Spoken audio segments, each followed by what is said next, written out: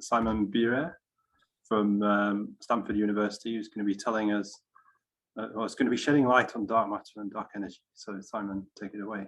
Thank you very much for inviting me. It's a great pleasure to talk about shedding light on dark matter and dark energy with strong gravitational lensing. So I will give you a journey through how strong gravitational lensing has been applied and is being applied in two domains of cosmology, in learning about dark matter, microphysics, and about dark energy, in particular the Hubble constant. So my first part will be on dark matter, and then I switch gear to the Hubble constant with roughly equally spaced time. Without further ado, the first want to mention we have a variety of cosmological probes from the epoch of the cosmic microwave background to very recent probes that measure many orders of magnitude in length scales of the fluctuation of matter, and they result all in a remarkable agreeing description of how structure has formed and evolved over cosmic time, which we can capture with our lambda cold dark matter vanilla standard cosmological model. In my talk, I will not focus on those cosmological probes and those scales. What I'm interested in looking at the very small scales that so far only partially have been mapped out and to a certain degree are even unknown. And the reason for it, I'm interested in what microphysics you put into dark matter that is beyond the cold, meaning collisionless fluid approximation, and how they may impact structure on the smallest scale.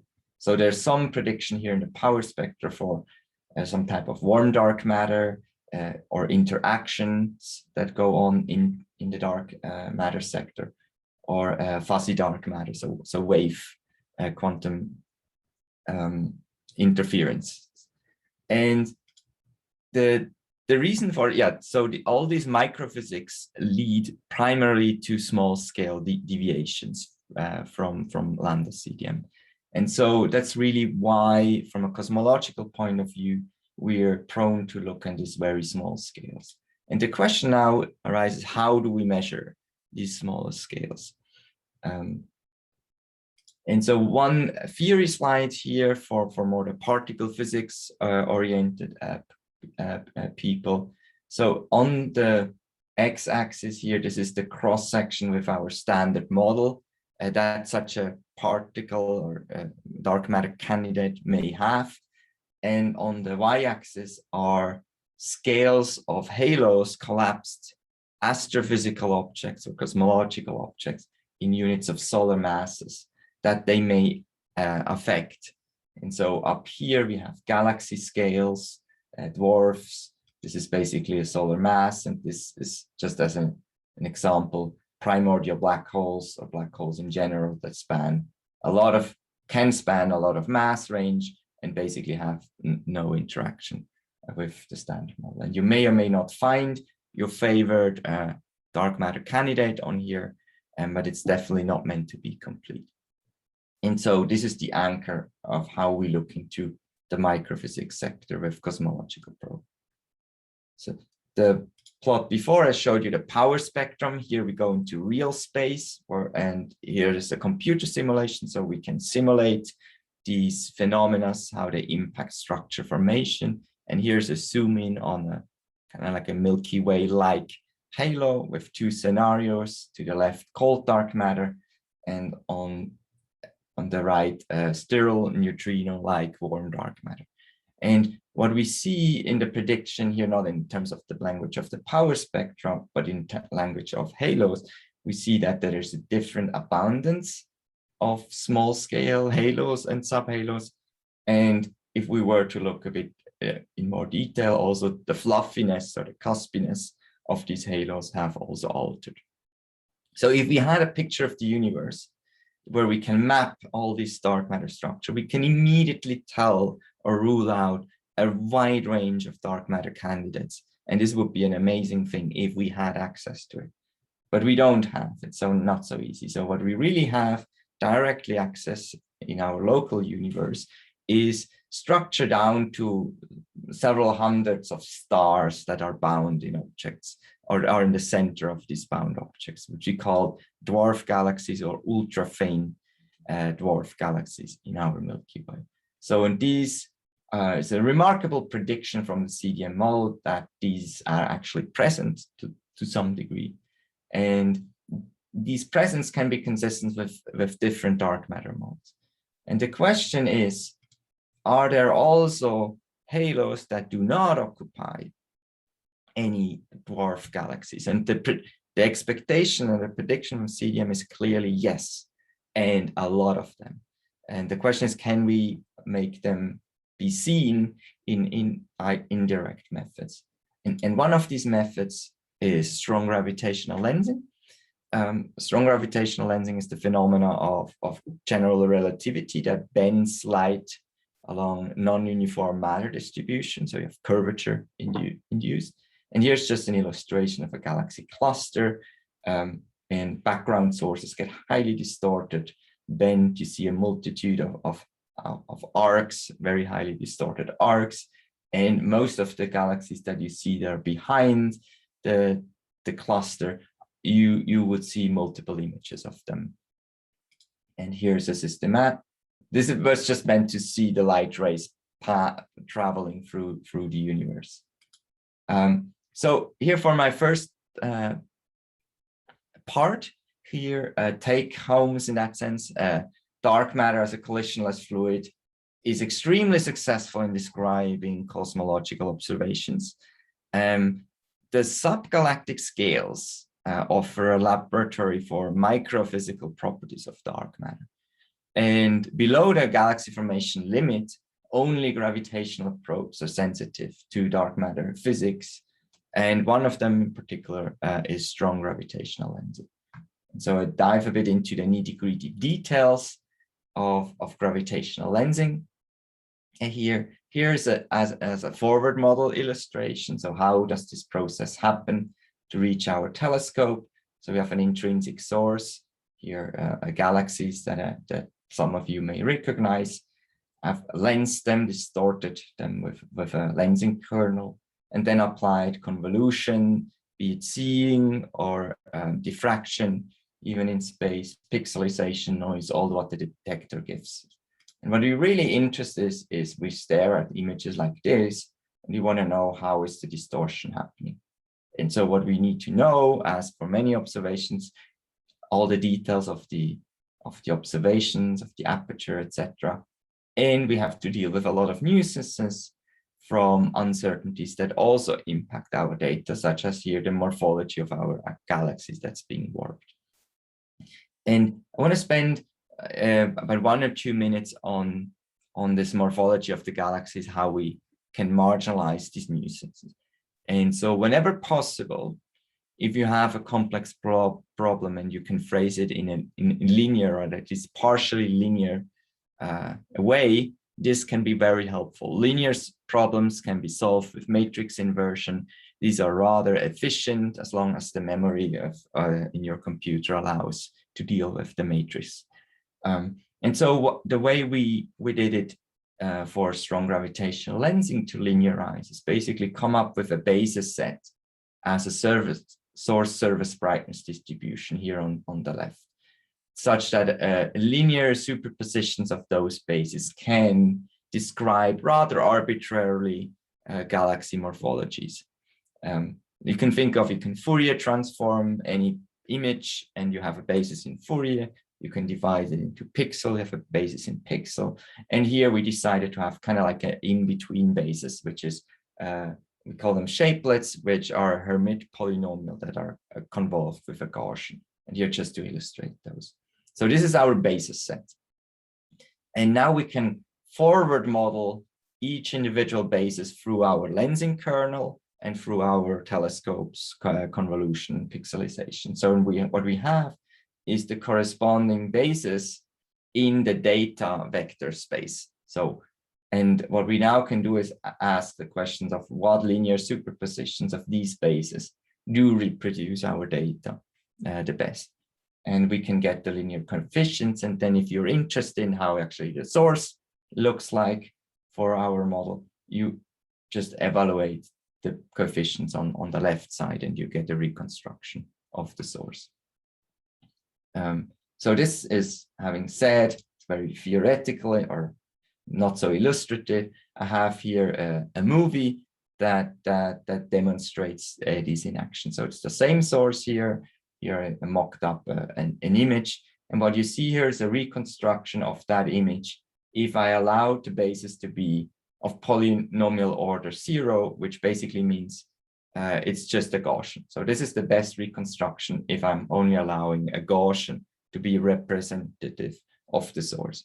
And the movie, as I will show them, will add flexibility in the modes in the polynomial order of these bases, and it would allow to increase the flexibility and thus the reconstruction of the basis. So here's the movie that runs, and you see already by now is that some spiral patterns can be described and the data significantly, or the model significantly improves. And by about now, we are basically out to the noise level of the data. And perhaps now we start overfitting even the data by adding complexity. And this process is very fast. So this is, the movie is effectively slower run than the calculation done for this data volume. So this is for the dealing with source complexity. The question now is, well, and this is the next one, is how do we deal with lens complexity? And lensing in that sense is non-linearly coupled to the source. And what we're particularly interested in that case is substructure, small granular distortion. And so what I did here is, in the creation of the image, I hide a lensing substructure in the creation, but in the reconstruction, I don't know of it.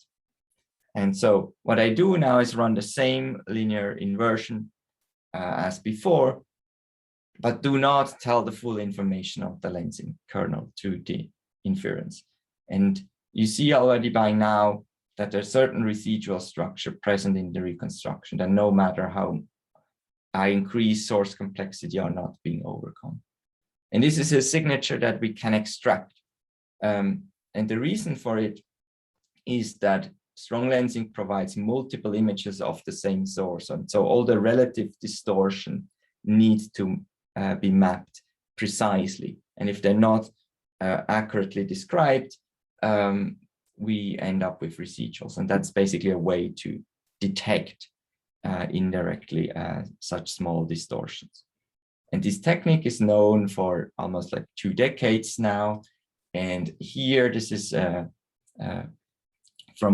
Vegetti et al. This technique has been applied on data to find or discover dark clumps near Einstein rings in real data with such a technique of proposing clumps and then doing the inversion simultaneously. So this is with adaptive optics combined with Hubble Space Telescope imaging. Here an example of ALMA interferometry, which is even higher resolution, so we can potentially detect and be sensitive to smaller scales. So this is really, it's challenging with the data volume, but really promising from the approach. Then SKA and other interferometric surveys. This will also be a very interesting and exciting approach to go forward. So this is for the gravitational imaging when we look for resolved structure within an unknown morphology of the source. There's a second approach to it, which is broadly known as flux ratio anomaly studies. And so what are they? So if we have a lensed quasar, and here in particular, a lensed quasar that's quadruply imaged, so 4 images of the same source, we can measure the fluxes of quasar emission regions, or in particular a bit broader one, broad line emission regions or narrow line emission regions. And here's an illustration what we expect if we had like an infinite resolution telescope about how this actual point-like source would look like if we zoom in. And so these source though not resolved in our data, gets magnified due to lensing. And when there is structure that perturbs the source, we can measure the relative magnification, or effectively the magnification ratio between the images. And so this is a movie made by Daniel Gilman, and what it happens here is it drags a subs clump in front of one of these images, and you see how slightly distorted the source becomes. And what this is here is the integrated flux, or the difference in total flux. And that's something that we have actually access to our telescope. And so you can drag and drop and see how these small perturbations impact the total flux. So we can measure, and I have access to the total flux, and then can derive statistics of anomalous flux ratios. So broadly speaking, the inference problem, if we now want to know really about dark matter structure, not just about an individual clump or getting or mitigating degeneracies, it's quite a complex inference problem. So we're dealing with thousands of parameters of how structure could be placed to give a specific signal in the data, and to marginalize over this is a very tedious problem. And so often in these effect parts, or in these problem regimes, we turn to end-to-end inference for dark matter with forward modeling. So we simulate thousands or even millions of realizations of a certain data with different underlying dark matter model, and then use simulation-based inference. In this case, specifically approximate Bayesian computing to derive an approximate posterior of how likely a certain dark matter model is given the data relative to another one. And this has been applied for both imaging data. This work I've done at the end of my PhD of one data where we could rule out warm dark matter above 2 keV with 2 sigma significance. And later on, we applied that to a set of 8 quasar flux lenses. And the statistics from these 8 quasar lenses provided us with significantly better improved constraint of 5.2 keV. To rule out, so we definitely confirmed there is small scale structure. It's very consistent with cold dark matter and cannot be too warm. Then what we're currently also working on is looking more into imaging data to really deal with the next generation telescopes. And we asked the question, can some of the tasks in both in the inference steps that are tedious being taken over by convolutional neural networks? And I have it as a question because it's still a hard problem. And so we're working here with a PhD student, Karina Wagner, and postdoc Jelle Albers. And so we have papers in prep, and we may also get some blind community challenges with open source software set up. On that note, on software, here's just like an advertising slide that basically all the results and methods I present in this talk are fully open source. Here, this is Lenstronomy for many of the application, a workhorse underneath in doing lensing calculations and the simulations. It's Astropy affiliated and has gained quite some traction in both contributors and usage. So if you have some image simulations that you want to do, linear inversions, etc., you may find it useful. That's just an ad that I sneaked in my talk. So next step, going a bit beyond strong lensing only, and coming back to my title slide, I asked the question or made a prediction, or the CDM makes the predictions of dark substructure. So we want to know, can we know that something is dark? And here, the answer from strong lensing alone is we don't really know whether these objects that we have signature of are completely dark or not, because they're at cosmological distances, and so we are not sensitive to we could not detect some hundreds or thousands of stars in there. And so what we joined forces is with, since I'm at Stanford, with people that did an analysis of Milky Way satellites to do effectively the same, go for the same goal of learning about dark matter from the local volume. And so what we did is we came up with a self-consistent combined small-scale probe analysis that combined the dark energy survey Milky Way analysis that was led by Ethan Nadler at Stanford with the analysis of the flux ratio statistics that was led by Daniel Gilman, now a postdoc at University of Toronto. And we came up with a framework that allows us to jointly analyze both data sets on the likelihood level.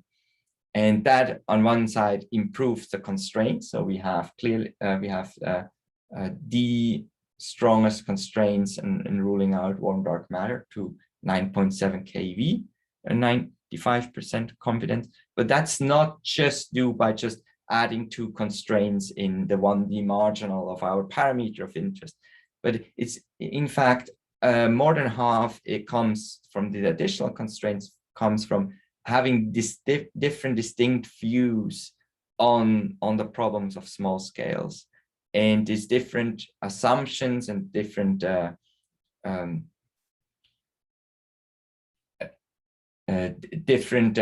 well, one side assumptions or marginalizing of nuisances that are not known, that we don't have access with one individual probe. We have better access if we have different probes in combination. So the joint analysis is really pushing here the limits.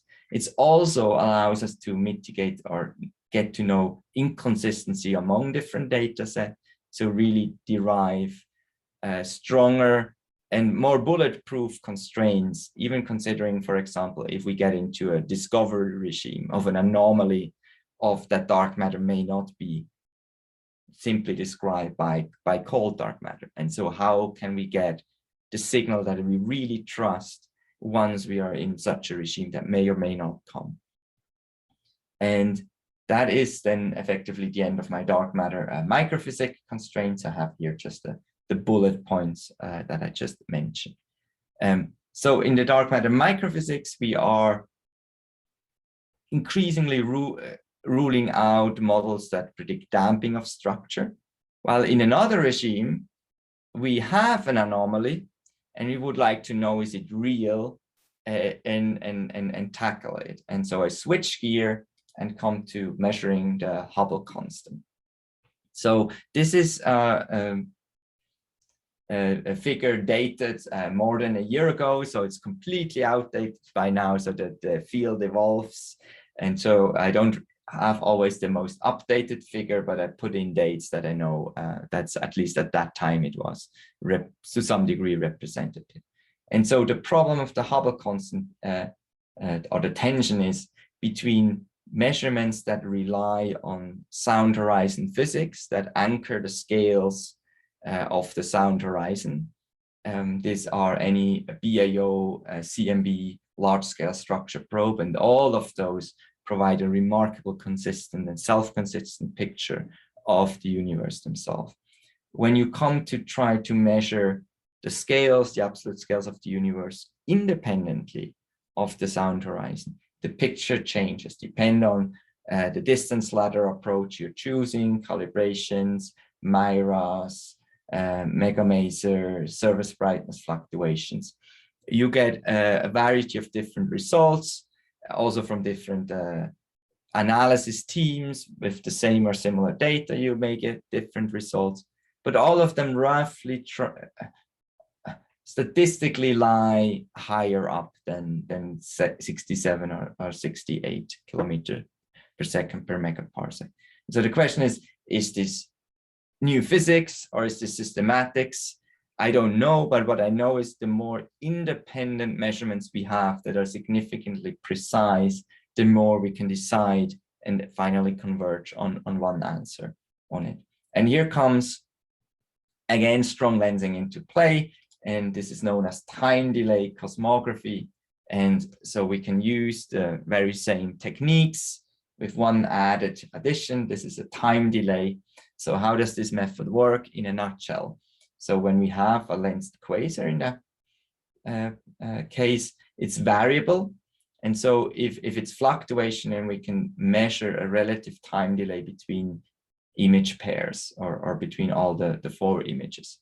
This time delay we can predict by having a handle on the lensing angles that go in. So this is this term here, and it's depending on the path difference between the two in that case, two light paths.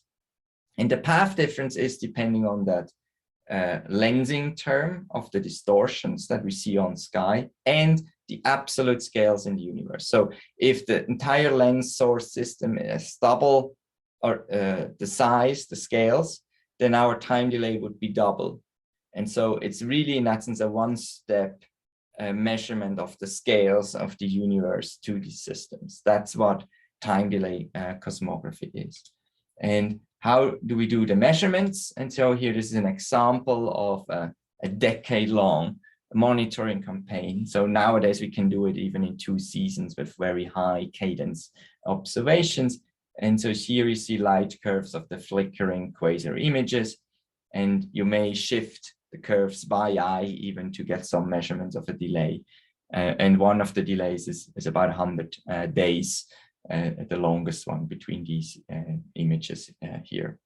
So this technique has been developed and matured over the last 2 decades. And this here is the result from the HOLICOW collaboration, the Wong et al. Results, looking at 6 lenses that have been analyzed by the team. So these are all 5 of the 6 measurements have been done blind, meaning that in no time during the analysis one knew basically how this posterior looked like on the Hubble constant, and only when the entire analysis team was happy enough with the analysis, we unblinded and then published the results. And so out of this analysis, what comes out is a high value that is precise, so consistent with, say, the shoes results, and about 3 sigma inconsistent with the CMB results. Also that all the measurements are effectively statistically consistent with each other, so they can all be drawn from the same underlying distributions, and that the uncertainty, the random uncertainties, there's no sign that the random uncertainties are underestimated. However, there's some assumptions here going in. One is that each individual analysis and assumptions are independent of each other. So the question is, are there covariances that may impact all the lenses at the same time in the same direction? That's one aspect. And the other, maybe correlates to the first, it assumes some mass profile families when doing the analysis. We use 2 different mass profiles, a power law and call it composite, which assume a constant mass to light ratio and an NFW profile on top, and then do the inference in this way. So I'll discuss then it further later on. So this is about 2 years ago, published then in 2020, but put in the archive in 2019. And since then, we also analyzed another lens here from the strides. This is an external collaboration to the Dark Energy Survey in looking for quasar lenses. And here, I also wanted to show this. This is led by Anwar Shachi, who is now starting a Hubble Fellowship in University of Chicago with myself. And here, this is real data. This is not like a mock where everything works perfectly. And here you see the type of level we go into detail when we analyze this data in figuring out the distortions that enter. And so here, then overlying the strides results by chance happen to be dead center roughly, and the picture remains the same with even a slightly higher precision. So that was the status a bit more than a year ago. And then this paper came out that I led. In green are contributions of graduate students at that time of the writing. And before going into the numbers and what they mean, I want to highlight some other aspects here. So first, that the approach we've chosen here has been validated with mock lenses generated from hydrodynamical simulation. So we can tackle the same complexity that we throw into hydrodynamics, and we recover the input parameters blindly, even with the precision that we can. The analysis is done blind, as I mentioned also the previous HOLICOW and TD Cosmo measurements. So whatever choices we made, we didn't know until we unblinded and then put these basically in the abstract and conclusion. And the full analysis is available on this link. So you can, it's really end to end. You can tweak, modify, add data, remove data, whatever you want to do, and see whether you get the same, similar, or completely different results out of it. So what happened here? For some that are more familiar with lensing, it may have been less of a surprise. For some a bit more. What happens here? So it is a bit technical, but I think it's important. There's this known degeneracy in lensing that leaves imaging observable invariant, but changes the Hubble constant inference. And this is known as the mass sheet degeneracy, which is a scaling. You can think of it a focusing or defocusing of the light rays. And if you focus something more, you can get the same image when you just make the source itself smaller or larger. And so this joint focusing and making the source smaller, or defocusing, making the source larger, does not change what you see on the sky. But what it changes is the actual light paths, where the source really is, and this changes the time delay prediction, and thus the Hubble constant.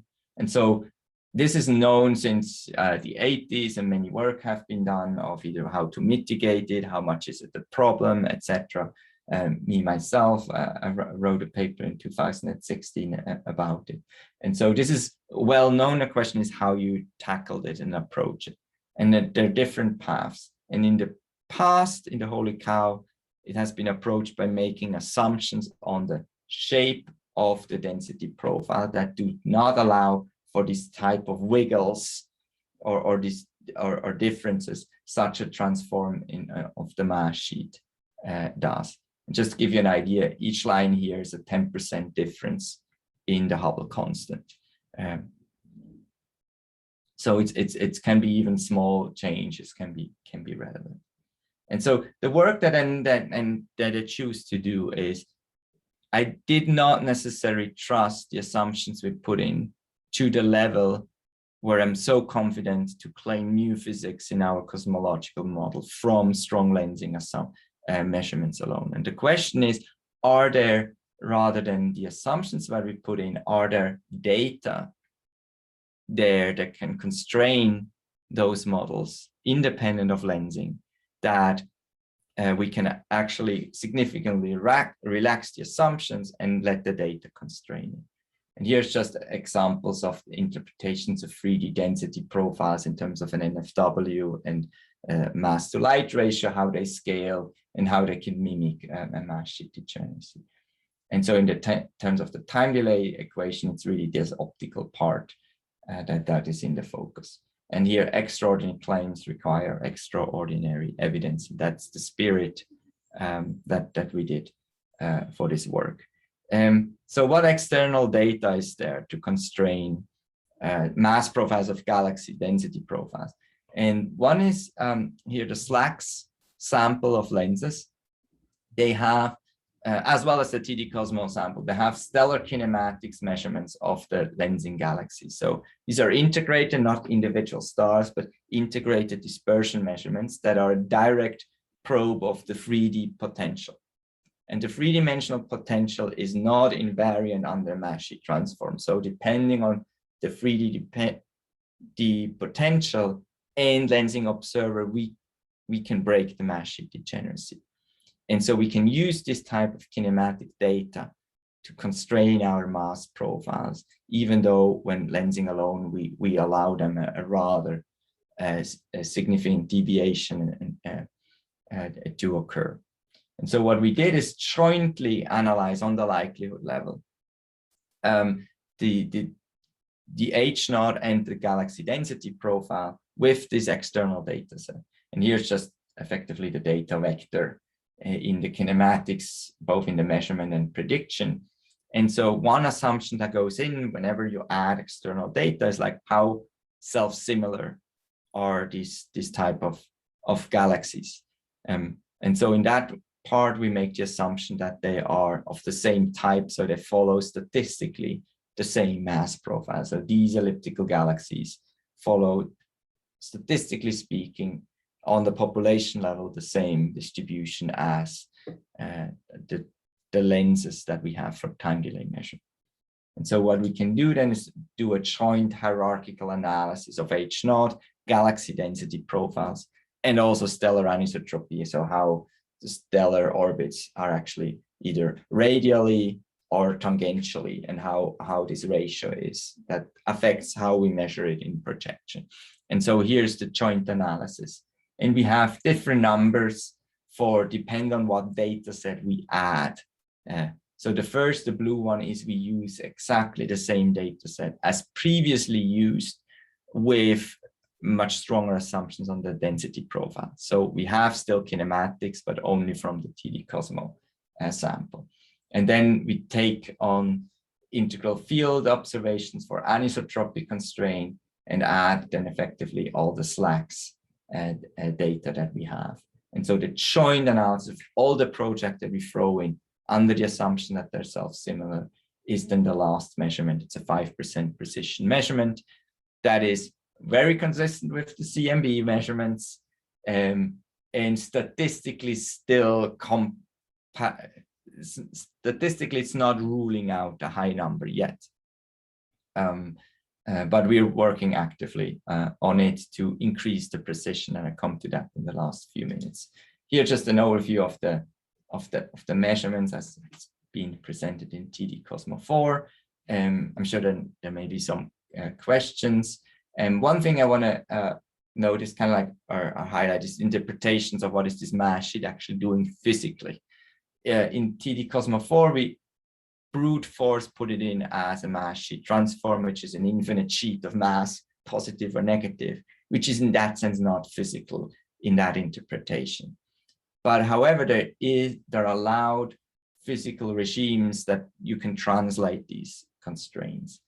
And so in this work by Anwar Shachi, he looked for the same data into what kind of physical interpretation we may have of the mass profiles, what's going on. For example, that the NFW profile can slightly expand or contract due to effectively interactions with baryons in terms of the cooling and heating of the two potentials. There can be the mass to light ratio can slightly change along the radial axis. So depends on where you are in the galaxy. You have different stellar populations that change slightly the mass to light ratio. This is this one. And we can also change the mass concentration relations of the halos of the lenses that may be prone to selection effects. And these are all ways you can effectively interpret these types of changes. Here, this is an overview slide that we as the TD Cosmo collaboration now present in talks to give effectively the decision tree of what data and what assumptions you trust to be incorporated to what measurement you lead to. To be transparent, preferences are, there's not all of the collaboration members have the same preference to date in that sense of what assumptions are justified enough. But what we really know is what is the step forward and how we can use more data to really answer these questions precisely and reliable. And so we hope to come up with further answer. So maybe you're a bit disappointed or confused right now, but we also would like to present it as in a way that we have internally ways to get ourselves out of this and provide really a precise measurement. And with that, I want to go look a bit in the future. And I had this title called Next Decade, but in fact, it's this decade. What I have not put here is SKA, so I forgot that in the informatory of that. And the landscape is we're going to have 10,000 plus strong lenses, and more than 200 of them will be lensed quasars. And with all the facilities, we will effectively evolve the observational that we have. Currently, all the measurements I presented, be it on H0 or dark matter, are really a handful of lenses, like 8, 7, 30. And so this is going to dramatically change. And one way for H0, how we can make progress, is by using spatially resolved kinematics measurements. So how actually, as a function of radius, the kinematics is behaving in these galaxies. And so this is a forecast I did with Tommaso Trio of increasing the precision with the completely relaxed assumptions of the mass profiles of TD Cosmo 4. And we basically gain back all the precision once we have the measurements. Another one is lens supernova, I quickly mentioned.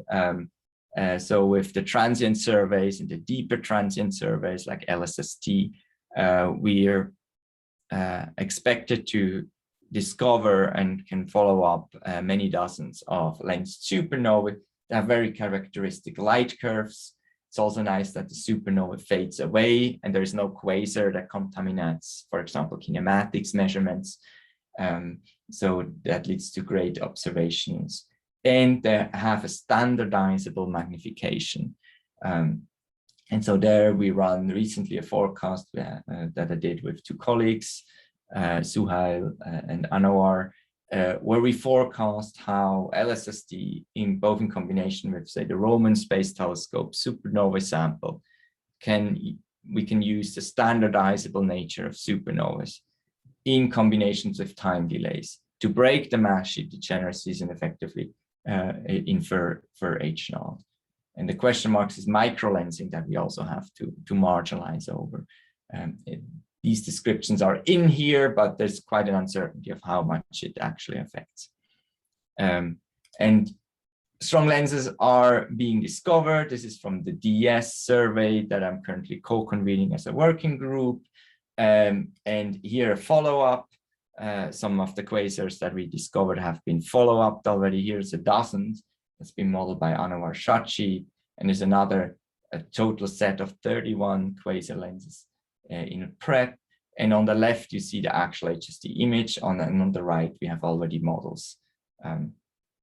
We are also exploring ways to deal with really the onset of large data sets in strong lensing, which is currently not the case. And how can we mitigate the speed and still be accurate in our inferences? And here, for example, this is work at Stanford with two graduate students that I'm doing in the group at Stanford in using Bayesian neural networks with an hierarchical inference framework. Here's also the code, it's all publicly available, and we're developing. A last one here, just to throw that in. What does strong lensing actually measure? And the more data we have, the more precise we are. We really need to have a deep understanding of what are actually the measurement observables and what are the model components that we kind of either rely on or that we don't want to rely on. And there's also the increase between weak lensing and no lensing and strong lensing, and this is all continuous. And the more data we have, the more we have to treat it as a fully continuous, self-integrated concept of lensing on the sky, be it for transients, that some of them may just be lensed to do cross-section and magnification, etc. And so we have to understand that as well. So that's a teaser here as well. And maybe we can do cosmic shear with Einstein rings as well. And with that, I know I run already over 3 minutes. Here my summary slide. So gravitational lensing is a unique window to the dark universe. It probes small, possibly most likely dark matter structure. It provides an independent anchor of cosmological scales. It's competitive with other cosmological plays, both in the dark matter and H0 front. And we're really advancing with increased sample size, improved observational capabilities, and analysis techniques that we use in this problem. And say thank you very much. And I guess you have some questions. Okay, yeah, mine might just be a trivial question, but thank you for a beautiful presentation, Simon. I just wanted to ask, what's the difference between weak and strong gravitational lensing? And has any studies been done with weak lensing to measure the Hubble constant? And great. What's the difference in the results? Great question. So the definition, one definition to distinguish weak and strong is, yeah, when there are multiple images appearing. So as soon as you have, or here an image where you have a counter image, we call it strong gravitational lensing. Though that's historically what's been done, that most of the galaxies that we see on cosmological scale, any objects, is weakly distorted, so that a linear regime of the distortion, so a shear and a slightly stretch of the entire sources, is accurate. So this is a few percent distortion. That is, any random galaxy you pick on cosmological scale is most likely weakly lensed by 1 to a few percent, depends on how far away it is. And in rare cases, it's strongly lensed when it's basically just like edge on some very massive overdense part. So that's historically, but now we encounter a lot of phenomena that are kind of like arclets that don't have a counter image, but that are clearly that a linear distortion is not sufficient. We call that also deflection regime, where it's the second order distortion. And so there's an entire range in between. And so the clear distinction between weak and strongly mainly also characterize the different communities that work in one approximate regime versus the other approximate regime. And then to your second part of, have weak lensing be used to measure the Hubble constant? The answer is subtle, because when you measure the Hubble constant, whatever you need to, you want to measure an absolute scale in the universe. And whenever you do that, you need to have an absolute calibrator to your measurement. In terms of the time delay cosmography, it's actually our clock on Earth and the cadence that we do the images, that we measure an absolute time in the delays. If you have the CMB, the absolute calibrator is the physics that leads to the plasma expanding in the early universe. And so weak lensing has been used to measure the correlation structure at larger scales very precisely, and allows to map the relative evolution of the universe over time. But it also needs the same ingredients as the CMB assumptions in terms of what are the absolute scales that we see, where are the peaks in the power spectra. And that's something you need a theory prediction at first that is remarkably consistent, simple, all of it, but you still need that. And so a weak lensing measure of the Hubble constant, it relies on effectively the same calibrators as a CMB inferred measurement of the Hubble constant. So they're all of the same category. Thank you for that. Yeah. Yeah, thanks for the very nice talk. And yeah, because for years we have been kind of wrestling with this, Hubble constant puzzles, and there's this two kind of different, two camps that have very different values. And now, I mean, look like there is some really fundamental breakthrough, I would call, to put into understanding the major systematic with one of this. So may I just ask, I mean, I have a few questions around this. So one is the lambda, which seem to be a scale factor in that mass sheet degeneracy, and how does your I didn't catch up that part. How does your stellar kinematics data, which is really new to me, fix that value in your HOLICOW sample? Oh, okay. So I think I left that slide out where it actually shows the dependence of lambda with the kinematics. So you can think of, when you look at, go up in the mass profiles here, that all these profiles here, they give the same imaging. When you look at an image of a strong lens, we cannot distinguish between the different colored lines. However, the kinematics is mainly a function of a three-dimensional density. And you see, this is in log scale. So this is 10% difference in the density in the center of the deflector. And so the kinematics is really sensitive to this different in how the three-dimensional density is structured.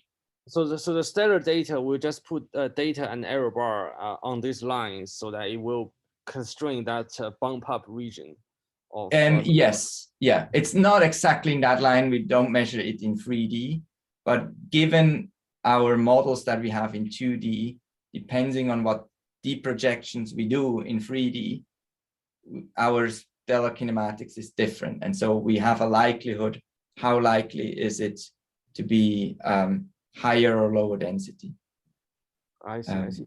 And your lambda, the physical meaning of your lambda, can you remind me the exact? Oh, okay. So in that form here, there is no physical meaning. It's just a scale of a mass sheet.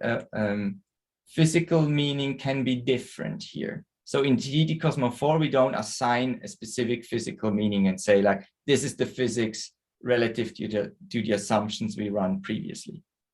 But you can interpret it either as there is a mass to light gradient that we have ignored previously.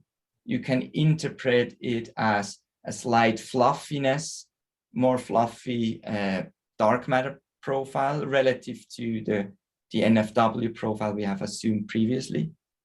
Or you can interpret it as having higher mass halos, overall NFW halos, that are at the edge of our priors, and that all of the lenses follow slightly different description. So this is not a random, one is a bit higher and one is a bit lower relative to what we assume, that all of them statistically tend to be in one direction, in either of those, yeah. I see, I see. And the next question I have is, for your very important stellar kinematic data, does that require high resolution and high sensitivity camera, and how stringent that required observationally such measurement would be? Because we haven't heard about that. I mean, this is really come out something absolutely new from last year and then this year, and we haven't heard about that for a long time. Yes. So stellar kinematics, it was around for a while. The importance of it has not been used because the mass density profiles anchored, basically. And so a little kinematics had not changed inference, so we could have left it out or not. But these measurements have been done since decades even, when people, and so what it is technically is you do a spectrograph, IFU or a slit on the galaxy, and these are non-star forming galaxies, so red and dead galaxies, and what we measure are absorption line widths of stellar spectra. So if you have stars rotating galaxy, this absorption line gets dispersed, and so we measure this dispersion in this absorption line, and so we need resolutions of order 20 kilometers per second in the rest frame to get a measurement accuracy that we can use. So the velocity dispersions are around 200 to 280 kilometers per second in this massive elliptical galaxy, and we want to measure them to something like 5% precision per galaxy.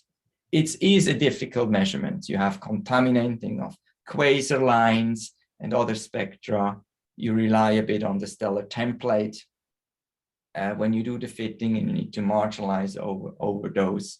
So there are complexity that also deserves when we increase the precision relying on stellar kinematics that requires further scrutiny of whether we actually are precise on this. And the spatial part of it is important to get more sensitivity to the actual radial structure of the density profile and not just a normalization. And the other part is we know that the anisotropy, so the distributions of orbits, whether radial or tangential, changes our measurement in projection, even though when the potential is the same. And so this is a nuisance we need to know. And if we have a spatially solved measurement, the anisotropy distribution, so we can learn about the anisotropy simultaneously. So in that sense, the figure here, I mentioned stellar anisotropy, and this A-ani is an anisotropy parameter in our model. And you see degeneracy between what the anisotropy is of the population to what H0 is. There are some constraints on it here, but it's not like that we know it precisely per galaxy.